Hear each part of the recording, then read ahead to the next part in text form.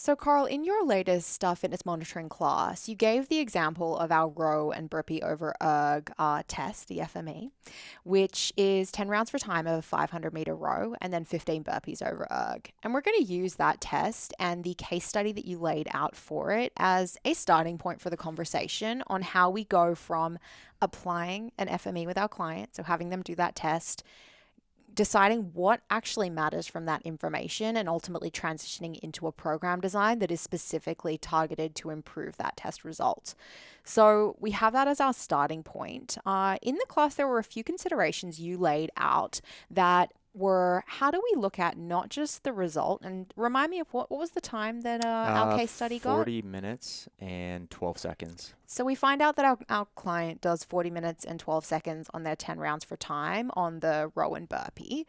That's something, right? Mm-hmm. But we need a little bit more information to actually be able to use that in our program design and decide how we can go about improving that 40 minutes and getting a better result when we retest. So could you walk us through some of these additional considerations and questions you're going to ask your client to get to the bottom of it? Yeah, definitely. So I think you alluded to it. It's important to have an objective measure, right? Where that 40 minutes and 12 seconds, that's reality. That's what they did.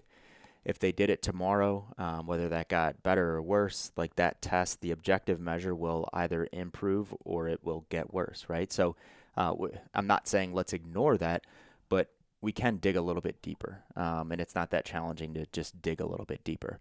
So there's considerations that we need to think about. Number one, it's like, did they actually execute the test how you wanted them to execute the test?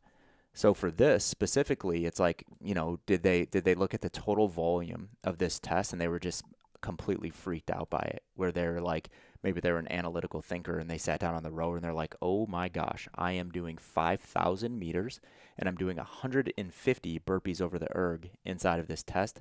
I need to like pump my brakes, right? And maybe they came out and they pumped those brakes a little bit too hard.